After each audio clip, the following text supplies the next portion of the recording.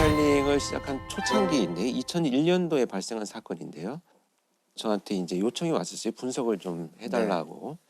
그래서 이 범인이 체포된 이후에 직접 가서 그 범죄자와 면담을 장시간 했던 사건입니다. 사건 내용을 이제 소개를 들어보면 이 아이의 부모는 24시간 운영하는 식당을 갖고 계셨어요. 그래서 열심히 일을 하시면서 그 아이가 둘이 있었는데 이제 14살 된 큰아들과 11살 된 둘째 아들이 집에서 생활을 하고 있었습니다. 그런데 이날 아버지가 집에 돌아와서 보니까 아이들이 집에 있어야 되는데 소리가 없어요. 그래서 작은 방에 문을 열어봤더니 이 11살 된 둘째 아이가 그냥 누워있는 상태에서 뒷머리를 강력한 둔기로 공격을 받아가지고 피가 그대로 고여있는 상태로 쓰러져 있는 거예요.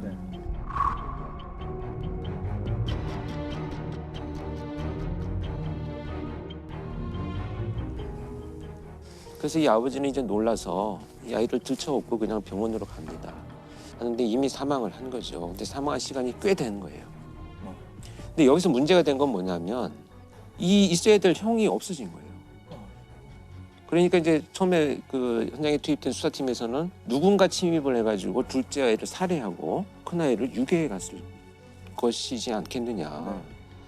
이렇게 이제 수사를 접근을 합니다. 그런데 수사에 착수한 수사팀에서는 얼마 후에 바로 사라진 이 형을 강력한 용의자로 지목을 하고 그 수사를 전개를 합니다.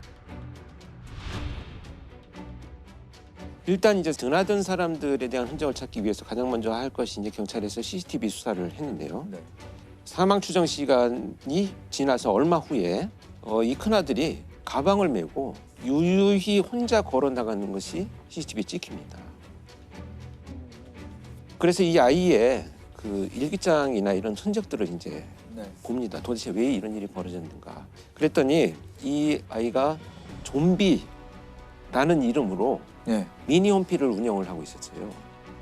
거기에 보니까 군내 갔다 와서 살인을 마음껏 즐기는 것이 나의 꿈이다.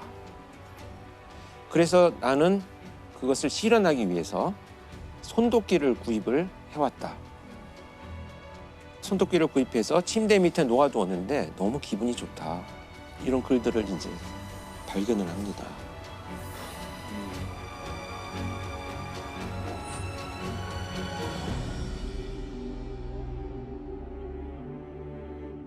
더군다나 이제 거기에서는 더 그 충격적인 것은 이제 가족하고 내가 더 이상 정이 들면 안 되겠다. 그게 그냥 아이들이 생각하는 중2병 차원을 넘어선 거 아닙니까? 완전히 넘어선 거죠. 이 정도는 사실 표고에서 잘 알겠지만 이 정도의 사회적 분노라는 것은 보통 30대를 전후해야 그동안 쌓인 분노가 표출되는 정도인데 14살 아이가 이런 걸 쏘나도 그게 믿어지지가 않는 거죠. 그런데 사실 이런 흔적만 가지고 어떤 일이 있었다는 것을 우리가 판단하기는 굉장히 위험하죠. 그래서 조사를 해보다 보니까 결국 이제 학교 친구들한테도 이런 살인에 대한 이야기들을 그동안에도 쭉 해왔는데 친구들은 뭐 좀 이상한 아이야. 뭐 그냥 뭐 별종이야. 뭐 이 정도로 그냥. 그렇죠. 또 한 가지 충격적인 것은 장래희망에 살인업자라고 써놨었어요. 네. 그래서 이 선생님은 이것을 간과하지는 않았어요.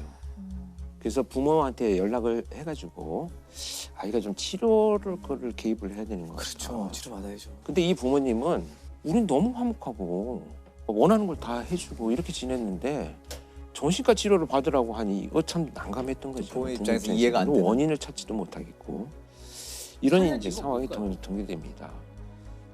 그래서 이제 그 이런 흔적들을 찾고 수색을 하던 중에 배회하고 있는 아이를 이제 체포를 합니다. 그때 가방 속에 동생을 살해한 손도끼를 그대로 넣고 있었어요. 그 가방을 메고 있었던 거죠. 이렇게 해서 체포가 됩니다. 초등학생은 동생을 살해한 혐의를 받고 있는 형을 어젯밤 붙잡았습니다. 광주시 계림동에서 발생한 초등학생 살해 사건의 용의자로 사건 발생 14시간여 만에 검거됐습니다. 양군은 잠을 자고 있던 동생에게 흉기를 의둘러 숨지게 한 혐의를 받고 있습니다. 아니 왜 살해했을까요, 동생을? 그 왜 하필 타겟이 동생이 돼야 했을까요? 면담을 할 당시에 들은 이야기들을 좀 이제 전달을 해드리자면 이렇게 이제 살인을 너무 하고 싶다는 생각이 어느 날부터 이제 발전이 되어가기 시작을 하면서 이 아이가 당시 이제 체격이 굉장히 작았어요. 키도 작고 몸집도 작으니까 매일 팔 운동을 했다는 거예요. 왜냐하면 내가 공격을 하다가 실패를 하면 너무 왜소하기 때문에 다시 공격을 받으면 실패하니까 열심히 운동을 하고 이 손도끼를 가지고 막 달려가면서 나뭇가지를 막 이렇게 쳐서 연습을 하는 거죠. 근데 이 기간이 1년 정도 되니까 이제 자신이 생긴 거예요. 아, 1년 동안 그걸 연습을 한 거예요. 연습해서 자신이 생겨가지고 이제는 실행을 해야 되겠다. 그런데 될지 안 될지 궁금한 거예요. 그 희생자가 바로 이 동생이 됐던 겁니다. 그래서 엎드려서 잠을 자고 있는 동생을 말씀드리기도 어렵지만 손도끼로 뒷머리를 내리쳐서 이제 살해를 하고 동생이 움직이지 않으니까 그의 표현에 의하면 아 이제 내가 할 수 있겠다라는 생각 때문에 너무 기분이 좋아서 동생한테 잘 가라 라고 인사를 하죠. 왜 동생을 죽였어요? 제가요 감정으로 사람을 죽인다면요 친구들 좀 싫은 친구들 죽였을 텐데 걔가 사람이니까 인간이란 것이 얼마나 나약했을까 해갖고 한번 해봤죠.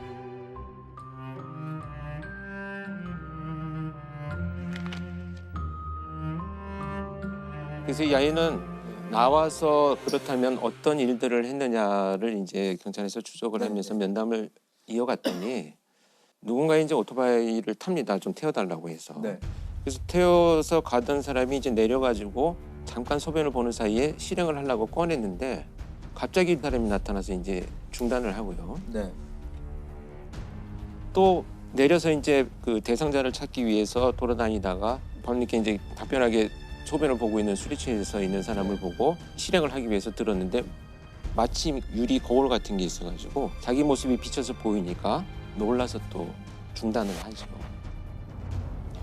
저는 살인이고 죽음이고 그런 게 좋았거든요. 재밌다 그런 거 기분이 좋다는 느낌이 들고 흥미가 있었어요. 저는 정말 지금까지 그 1000명이 넘는 범죄자를 만났지만 어떤 일을 하고 싶냐 나오면 라고 했더니 이런 말을 하는 아이는 처음 봤어요. 한 명씩 죽이는 것이 재미가 없을 것 같고 건물이 폭발하거나 이렇게 여러 사람이 죽는 모습을 너무 보고 싶어요. 이건 마치 이제 나의 장래 희망을 얘기하듯이 이거는 자연스럽게 이렇게 됐을 것 같지는 않고 뭔가 컨텐츠를 보거나 좀 그런 거에 영향받은 것 같다는 느낌이 그래서 강하게 들거든요. 영향을 많이 받았고요. 네. 특히 이제 그때 표 교수도 언론에 한번 인터뷰를 이 사건 가지고 했었어요. 그랬죠. 예. 그 당시에는 언론에서는 그 답을 찾으려고 게임에 몰입하게 됩니다. 게임이 이렇게 했다. 게임에서 하는 것들을 현실에서 그대로 적용하려고 했다라고 섣불리 진단을 하면서 맞아요. 게임 중독의 원인이라고 얘기를 했는데 사실상 전혀 학술적이거나 의학적인 근거는 없는 거예요. 네, 그렇죠. 어느 한 가지에서 답을 찾으려는 그 자체가 사실은 맞아요. 섣부르고 그럴 수 위험한 있는 겁니다. 것 같아요. 네. 그런데 이제 그 와중에라도 이렇게 이 아이가 처한 환경적인 요인이 뭐가 있었느냐를 자꾸 들여다보고자 하는 노력을 하는 거고요. 그렇죠. 제가 볼 때는 그러니까 이 부모가 뭐 잘했다 잘못했다는 게 아니고 경제 생활을 하다 보니까 이제 아이를 돌볼 시간이 없었던 거죠. 교대로 집에 와서 잠을 주무시고 또 일을 하러 가고 케어할 수 있는 기회가 없어졌고 결국은 그것이 이제 방임의 결과로 나타난 거죠. 그래서 저는 안타까웠던 것 중에 하나는 아버지나 어머니가 들어올 시간이 있대요. 저녁에 뭐 한 10시, 11시쯤 되면 두 분이 교대를 하면서 들어오시는데 막 온몸에 막 휴지를 감고 미이라처럼 앉아있기도 하고 그러면 이 아버지나 어머니가 와가지고 아이고 우리 아이가 의사가 되려고 그러나 이렇게 그냥 말 한마디를 하고 나면 또 주무시고 일을 하러 나가야 되는 거예요. 그러니까 무관심이네요. 근데 결국은 이제 무관심이라는 결과로 나타난 거죠. 근데 사실은 이 아이의 이런 행동들 여러 에피소드가 있지만 대표적인 이런 행동들은 아이가 부모 옆에 가고 싶은 생존이에요. 그러니까 나를 좀 봐줘요. 그 엄마 아빠 눈에 띄고자 하는 건데. 네, 생존의 그렇죠. 어떤 시그널이 관심을 받고자 하는 거죠. 근데 부모도 결국에 열심히 일해서 돈 많이 벌어서 자식을 잘 키우고 그럼요. 싶은 마음으로 네. 그랬을 텐데요. 그러니까 네. 이제 이렇게 이제 고의적인 방임은 아니잖아요, 사실은. 그래서 저는 국가가 좀 더 그런 고립된 환경에 있는 아이들을 어떻게 할 것인가에 대한 고민들은 할 필요가 있다고 봅니다. 그렇죠. 한 아이를 키울 때 뭐 모든 마을이 필요하다, 온 마을이 필요하다는 말은 맨날 하지만 실제는 그렇게 하지 않고 있잖아요. 누군가 단 한 사람이라도 언제나 이 사람은 나를 생각하고 있어라는 누군가 한 사람과의 애착이 끝만 있어도 그런 범죄는 안 생긴다는 거죠. 그런데 지금 이 사례 같은 경우는 없어요. 부모님은 마음은 있으시지만 그런 애착을 형성할 수 있는 정신적인, 체력적인 여력이 전혀 없는 거예요.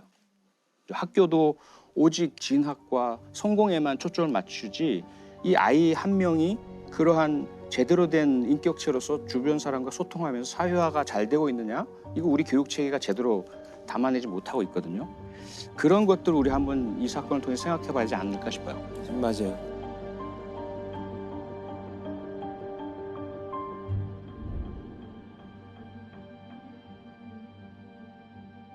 그러면은 형량은 어떻게 받았나요? 청량은 일단 소녀법이 적용이 돼가지고 이 사건은 재판은 비공개로 진행이 됐고요. 네. 4년 단기보호 처분을 받았습니다. 4년. 사실 수위가 높은 범죄였는데 처벌 논란이 꽤 있었을 것 같아요. 4년이잖아요. 보호처분. 성사 미성년자니까 촉법소년. 표철 교수님은 촉법소년에 대해서 어떻게 생각하세요?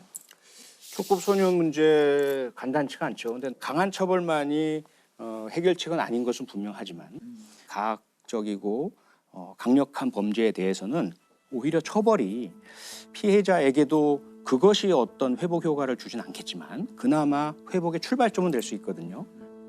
나에게 이런 행동을 한 가해자가 정의 심판을 받았고 처벌받았어 라는 것은 심리적 치료를 할 수 있는 첫 출발점은 돼요. 그런 출발점은 되기 때문에 강력범죄를 저지른 경우라면 온당한 처벌을 무겁게 받아야 한다. 그렇지 않고 또 주변의 잘못, 성인들의 잘못으로 인해서 행해진 그러한 청소년 범죄라면 그들에게는 환경 개선이 더 중요하다. 그것이 저는 핵심이라고 생각합니다. 근데 지금 소년범 같은 경우는 좀 다른 방식으로 우리가 좀 봐야 될 필요가 있어요. 소년법상 19세 미만을 소년이라고 하고 그 사이에도 여러 가지 나이로 분류가 되는데 10세가 되지 않은 아이들 같은 경우는 아무리 범죄를 저질러도 형사처벌되지 않고요. 그리고 10세 이상 만 14세 미만 이 사이에 있는 소년 범죄자들을 우리가 촉법소년이라고 많이 불러요. 촉법소년의 연령을 더 낮추는 얘기도 있고 여러 가지가 있지만 아무것도 아직 실행된 건 없어요. 이 형사 미성년자는 사실 14세 미만 되게 오래됐고 한 번도 변한 적이 없는 거거든요. 우리나라 그게 50년대, 1950년대. 53년에 형법 제정되고 한 번도 맞아요. 바뀌지 않았기 때문에 사실 형사 미성년자의 나이는 이제 좀 고민해봐야 될 때일 것 같고 그래서 소년법도 이제 폐지하라는 여론이 사실 꽤 있어요. 그렇죠. 예. 지금 그런 소년법이라는 것 자체가 소년, 그러니까 반사회성을 가진 소년의 환경을 조정하고 품행을 교정하는 게 목적이거든요. 결국에는 이 사회로 다시 돌아와서 건전하게 성장할 수 있도록 소년들을 돕는 거거든요. 근데 제가 볼 때 소년법의 문제는 소년범죄 그 가정법원에서 심사하고 심리하고 이러면 정말 완전한 비공개고 검사가 들어가는 재판이 아니에요. 피해자들이 상당히 그 과정에 접근할 수가 없어요. 촉법소년은 체포 구속되지 않고 조사를 거부하거나 귀가 의사를 나타내면 사건 조사도 할 수 없습니다. 소년부로 송치된 후에는 피해자 가족이 재판 날짜를 알 수도, 재판에 참석할 수도, 어떤 처분을 받았는지도 알 수 없습니다. 사실은 지금의 그 처벌의 모습, 사법의 모습은 회복적 사법이라고 해서 모든 것을 진짜 원래대로 돌려놓는 데 이념이 있거든요. 근데 이 회복적 사법의 가장 전제가 되는 건 가해자의 책임과 사과거든요. 피해자에 대한 사과. 그런데 피해자가 원하는 그렇죠. 동의가 있어야 돼요. 네. 전제가 있어요. 그리고 가해자도 충분히 반성하고 피해자에게 사죄할 명확한 의사가 있을 때, 이것을 확인했을 때, 그 다음에 준비 안 된 미숙한 가해자가 자기는 미안하다고 사죄한다고 하지만 그게 피해자에게 더 상처를 더 덧낼 수도 있거든요. 그렇게 하지 않도록 훈련된 그 맞아요. 중재자가 중재자들, 네. 미리 네. 얘기를 나누고 조정한 다음에 하는 거죠. 훈련된 중재자가 없어요. 그래서 안 되는 거예요. 그게 그게 핵심이죠. 그냥 돈으로 범죄 피해를 흥정하려고 한다는 네, 생각 맞아요. 때문에 피해자들이 오히려 더 반감을 가진 경우가 많아요. 근데 이런 절차가 지금 이 소년법은 소년을 보호한다는 목적에 의해서 이런 것들이 많이 좀 잘 지켜지지 않고 있고 이런 것들을 하나도 개선을 안 하면서 소년범법을 없애라 소년범을 강력하게 처벌하라 하는 것은 사실은 근본적인 해결 방안은 전 아니라고 생각을 해요. 결국 이런 아이들의 범죄는 성인 범죄로 이어질 가능성이 굉장히 높습니다. 결국 재범이 높다라는 이런 의미가 되겠고요. 그렇기 때문에 강력한 처벌 당연히 논의가 되어야 되겠고 당사자한테 교정의 기회를 줄 수 있는 것들도 좀 연구가 돼야 되고 반드시 병행할 것이 이제 심리 치료도 좀 국가에서 적극적인 개입을 하는 것이 교정뿐만 아니라 본질적인 예방을 하는데 도움이 되지 않겠나 하는 고민을 해봅니다. 참 이 촉법소년 그리고 또 소년범죄 얘기는 참 마음이 무겁습니다. 무겁죠. 예. 그래서 제가 좀 마지막으로 드리고 싶은 말씀은 제가 이 사건을 굳이 오래됐지만 꺼낸 이유 중에 하나가 이런 케이스들을 통해서 우리가 무엇을 좀 놓쳤는가를 한두 가지라도 좀 찾아보자라는 간절한 심정이 있었어요. 왜냐하면 이때 내가 면담을 하면서 어른으로서 어떻게 무엇부터 접근해야 될지 너무 막막함을 느꼈기 때문에 벌써 20년이라는 세월이 지났는데 유사한 범죄들이 더 잔혹해졌다면 참 무엇을 했는가라는 좀 어떤 죄책감도 들고